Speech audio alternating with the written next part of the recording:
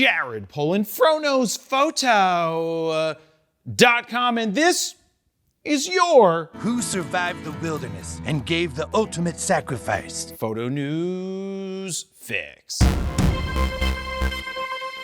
This fix is brought to you by Squarespace, my go-to when I want to quickly and easily build a website, buy a domain, and launch it in a matter of minutes. Mount Alliance. Now, I use Squarespace for my personal website at jaredpolin.com, and you should probably go check it out if you haven't at the end of this video. Not only is it simple, easy, and affordable to use, but if you're looking to sell your work online, Squarespace has online stores, offers Squarespace payments, and you can even accept Apple Pay and more. The truth of the matter is they make it easy to do everything from build a site, sell your work, and get paid. To get your 14-day free trial, head on over to squarespace.com/FroKnowsPhoto. If you decide that it's for you, use the code FroKnowsPhoto at checkout to get 10% off your first order. First up, what in the world is anti-gravity? I mean, I know it's something that is against gravity, but for real, what is it? Well, it's the world's first 360 drone with a footnote. And that footnote says, the term world's first refers to the fact that as of July 28, 2025, Antigravity has announced the market's first 8K all-in-one 360 drone. It captures high-quality 360 video directly without the need for an external 360 camera attached. The drone features a built-in 360 camera, supports real-time data transmission, and allows users to adjust shooting parameters on the fly. It will fly! Well, it turns out that the team behind Antigravity was founded by a group of drone enthusiasts and engineers that were incubated by Insta360. Now, does anyone else's brain instantly snap back to GoPro's drone attempt that, those things just fell out of the sky? Do those still work? Clearly, building a drone is not easy, but if anyone can do it, it would be someone with the backing of Insta360, who's been on a tear the last few years. Now would also be a good time to mention that I'm pretty sure that DJI is about to drop a 360 camera and call Game on the 360 and drone wars. In fact, maybe the news comes out before this even comes out. I think it's going to be interesting to see what Antigravity will be able to do, as I suspect it's going to be a shoot first, figure out the rest later type of camera. And drone.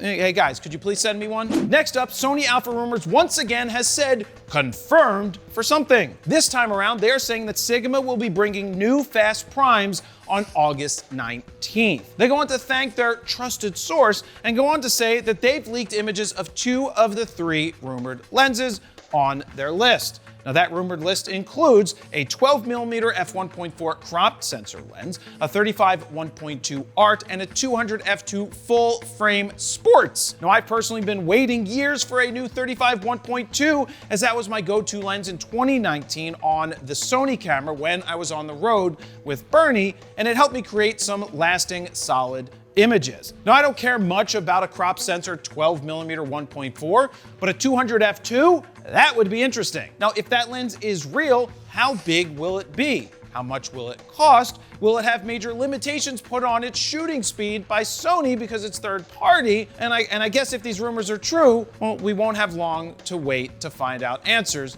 to all of those questions. Next up, after the news last week discussing Trump's tariffs on Japan, the big, beautiful deal that they made, to which, to paraphrase some commenters, you suck, stay in your lane, and stick to photography, which is the same thing as saying stay in your lane. Duh. Now, I've decided I'm not going to discuss the effect that a 15% tariff on Japanese-made goods would have on the American consumer, which comprises of 34% of my viewership on YouTube, by the way. And I'm not going to mention that Fuji, according to Petapixels reporting, will be the first company to raise their prices to make up for the added import costs into the United States. Now, you can't expect companies to simply eat that 15% added tax and not pass it along to the end consumer. Or if they do eat it, like GM did, they're looking at a $1.1 billion loss because of tariffs. Now, I don't know about you, but I can't stand to lose any of the billions that I don't have. That's funny. The moral of the story is, if you're offended by facts that tariffs are indeed a tax on you, the American consumer,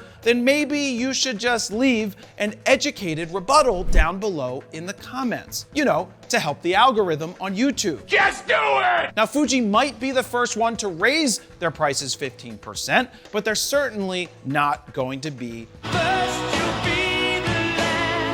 And finally, Sony had to apologize in Japan over the high demand for the RX1R III, and that it will take them some time to fulfill all the orders. Apologize. Now, according to Petapixel, they say in multiple regions that the RX1R III pre-orders popularity appears to be high, at least above average. But what's that based on? How many cameras are actually allocated to each region? There must be 20 or 30. How do you actually quantify any of this? Well, Petapixel said, and I'm paraphrasing here for the most part, that Japan usually gets fewer cameras than North America or Europe. But they've learned that Japan isn't the only region experiencing high demand, and that demand didn't exceed expectations in one region, but demand remains high. Now that right there is what we call crack reporting. You know, there's no quantifiable numbers. You can take a good look at a butcher's ass by sticking your head up there. Now, I'm not trying to downplay sales here. If they are high,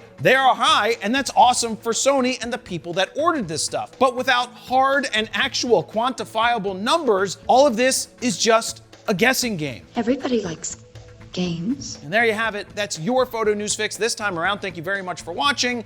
Jared Polin, FroKnowsPhoto.com. See ya.